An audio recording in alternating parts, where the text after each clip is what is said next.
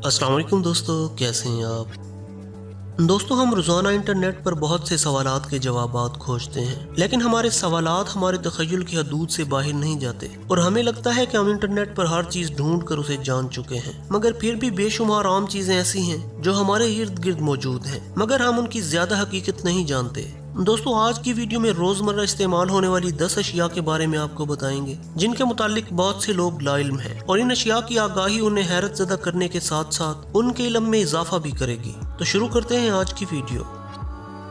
Number 1, iPhone कैमरे के साथ सुराख। दोस्तों, स्मार्टफोन्स ने लोगों की जिंदगी को इंतहाई आसान बना दिया है और अब तो हर आदमी इस गैजेट का इस्तेमाल करता है, और इन गैजेट्स में आईफोन आजकल मकबूलियत के सबसे ऊंचे दर्जे पर खड़ा है। लेकिन क्या आप जानते हैं कि आईफोन के कैमरे के साथ ये सुराख किस चीज के लिए है? दोस्तों, कैमरे के साथ ये सुराख माइक्रोफोन के लिए इस्तेमाल होता है, और वीडियो बनाने के दौरान जो आवाज रिकॉर्ड होती है उसे माइक्रोफोन प्रोड्यूस करता है। नंबर 2, USB का लोगो। दोस्तों, USB ड्राइव सभी इस्तेमाल करते हैं, लेकिन आपको हैरत होगी कि इस ड्राइव का लोगो पानी के रोमन देवता पोसिडन के तरशोल से लिया गया है, और इसे रोमन जमीन पर तमाम पानियों का खुदा माना करते थे, और इसकी तरशोल की ताकत पर कई कहानियां मंसूब हैं। यूनिवर्सल सीरियल बस यानी USB के लोगो तरशोल में दरमियान वाला तीर सीरियल डेटा को जाहिर करता है, बाएं वाला गोल निशान USB की वोल्टेज की अलामत है, और यह ड्राइव 5 वोल्ट पर चलती है, और चौकोर निशान ग्राउंड वोल्टेज को जाहिर करता है। नंबर 3, ताले के नीचे बारीक सुराख। दोस्तों, कुंडों में लगाए जाने वाले इस ताले को कुंडा लॉक भी कहते हैं, और इसके नीचे चाबी के सुराख के साथ बना ये बारीक सुराख सबने देखा होगा। लेकिन क्या आप जानते हैं इसका असल मकसद क्या है? दोस्तों, बारिश वगैरह से ताले के अंदर जाने वाला पानी इसी सुराख से खारिज हो जाता है, और इस सुराख को ताले के अंदरूनी हिस्से को तेल देने के लिए भी इस्तेमाल किया जाता है ताकि ताला रवां रहे। नंबर 4, ट्यूब की आखिर पर रंगदार पट्टी। टूथपेस्ट या किसी भी ट्यूब के आखिर में रंग वाला निशान मौजूद होता है, इसे आई मार्क कहा जाता है, और इसकी मदद से ट्यूब को काटने वाली मशीन के अंदर मौजूद सेंसर इस निशान को पहचान कर मशीन को ट्यूब यहाँ से काटने का सिग्नल भेजते हैं। नंबर 5, केला छीलने का दुरुस्त तरीका। तकरीबन तमाम ही लोग केले को डंडी वाली साइड से छीलना पसंद करते हैं और समझते हैं कि इस तरफ से छीलना आसान है, मगर इस तरह केला छीलने के दौरान वो केले के ऊपर वाले सिरे को दबाकर खराब कर देते हैं। केला छीलने का सही तरीका वही है जिसमें न सिर्फ केला आसानी से छीला जाए बल्कि इसका खाने वाला हिस्सा ज्यादा दबने से खराब भी ना हो। दोस्तों, केले को छीलने के सही तरीके को मंकी मेथड कहा जाता है, यानी बंदरों का तरीका, क्योंकि बंदर केला नीचे से छीलते हैं। वो पहले केले के निचले सिरे को उंगली से दबाते हैं जिससे छिलका केले से अलग हो जाता है, और फिर केला छीलते हैं। आप भी इस तरीके को आजमा कर देखें, क्योंकि इल्म की बात जहां से मिले ले लेनी चाहिए।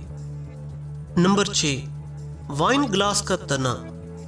वाइन ग्लास के नीचे इस तने को बनाने का मकसद ये है कि छूने के दौरान ग्लास में मौजूद मशरूब उंगलियों की हरारत से अपना दर्जा हरारत ना खो दे और लबों तक उसी टेम्परेचर तक पहुंचे जिसे साकी ने मुंतखब किया हो।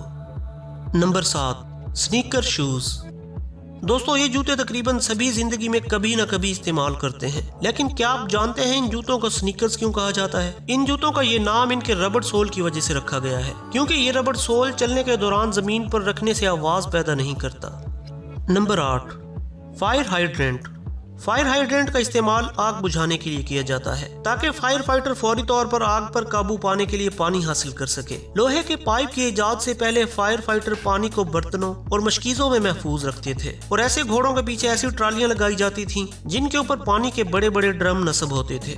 16वीं सदी में जब पानी पाइपलाइंस के जरिए सप्लाई किया जाने लगा तो फायर फाइटर आग वाली जगह के करीब पानी के इस पाइप को ड्रिल करके पानी हासिल करने लगे, मगर ऐसी सूरत में उन्हें बाद में ड्रिल किया हुआ सुराख बंद भी करना पड़ता था। 1801 में एक हाइड्रोलिक इंजीनियर फ्रेडरिक ग्राफ ने फायर फाइटर्स के लिए पानी की फौरी सप्लाई देने के लिए पाइपलाइन के ऊपर लगाने वाला हाइड्रेंट डिजाइन किया, जिसके बाद फायर हाइड्रेंट वजूद में आया।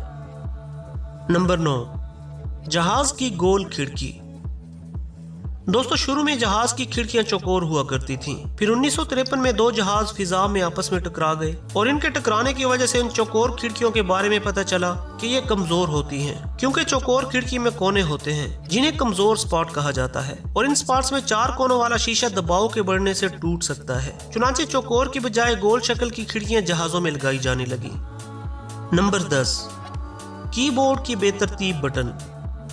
शुरू में जब टाइपराइटर इजाद हुए तो उन पर बने बटन हरूफ की तरतीब से बनाए जाते थे, मगर टाइप करने के दौरान ये तरतीब टाइपिंग की रफ्तार पर असरअंदाज होती थी। चुनांचे हरूफ को दोनों हाथों की उंगलियों पर इस तरह तकसीम किया गया ताकि तेजी से टाइप किया जा सके और यूं टाइपराइटर की मौजूदा तरतीब, जिसे QWERTY लेआउट कहा जाता है, वजूद में आई।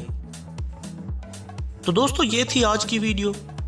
मजीद मालूमाती वीडियोस के लिए हमारे चैनल को सब्सक्राइब कर लें और वीडियो को दोस्तों के साथ शेयर जरूर कीजिएगा। अल्लाह हाफिज।